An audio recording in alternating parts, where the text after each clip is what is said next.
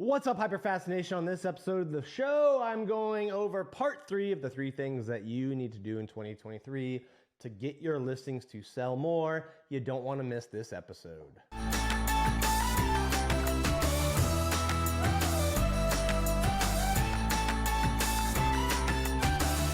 If you missed the first 2 parts of this series, make sure you go back and watch or listen.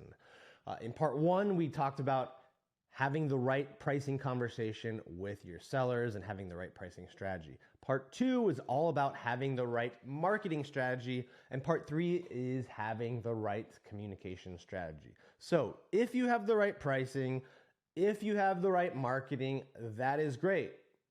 Okay, but if the home takes longer to sell, and that's happening more and more, even if you are doing all of the correct things, if the seller does not know that, and or they are unhappy with the communication they are receiving from you, they are not going to know you are doing the right marketing things. You could have hundreds of people in the home, open houses with 50 people in it, thousands of people looking online, all sorts of great stuff happening. And if they don't know, they're going to feel like you're not doing anything to sell their house. All they see is days on market ticking up. They don't see all of that, right? So you have to have a good communication strategy that, by the way, you communicate with them up front. I would recommend taking an approach of giving them one weekly report. So at that initial meeting, you tell them, most people feel comfortable with me giving them a weekly report on the marketing activity, the showing activity, the open houses. Is that something that works for you?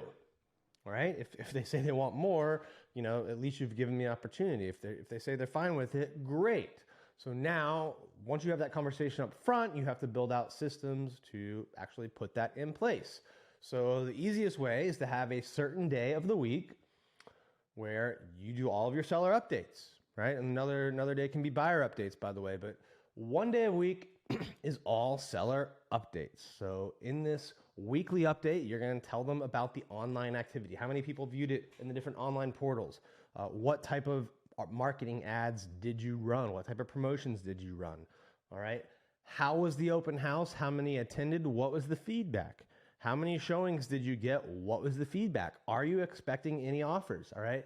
These are the minimum things to include. Now, if something big happens, like a showing with great feedback, of course you can send them a text and give them more updates than weekly. But I think, coming up with a weekly format and time blocking the time to do it for all your sellers is going to help standardize the communication. It's going to help them know what you're doing to get the house sold, and it's going to overall make the process go a lot smoother. All right. So you got to make sure that you're time blocking, having this weekly feedback. And by the way, there's another huge benefit of doing this. If you do this correctly, okay, just like in the pricing conversation, like when you remember back to episode 1, part 1 of this, if you have that pricing strategy up front and you show them the data, you're making the data the bad guy if the data says they need to sell it at a lower price than they think they should.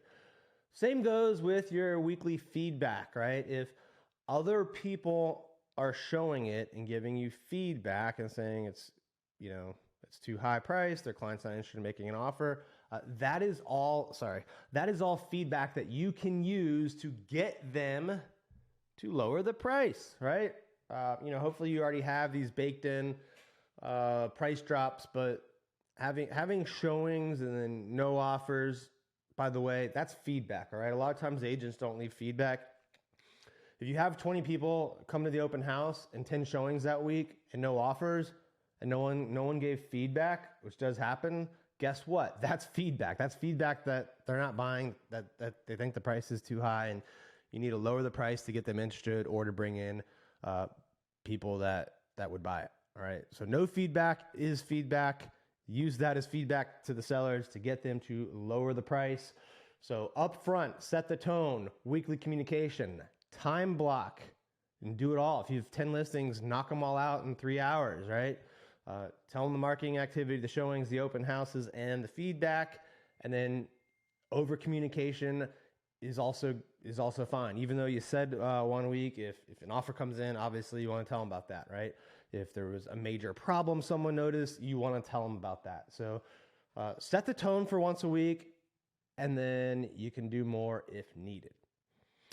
Remember, 2023 is gonna be won by the agents that focus on their sales skills. All right, this is not 2008.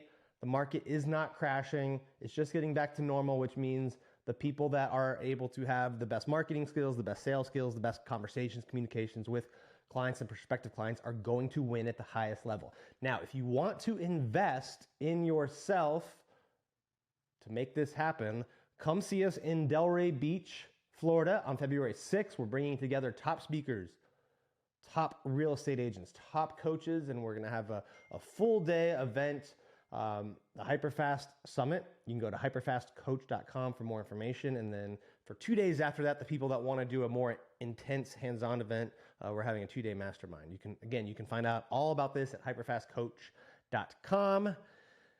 And I will see you on the next episode. Don't forget to leave us a review, subscribe, share this with other real estate agents. We'll see you next time.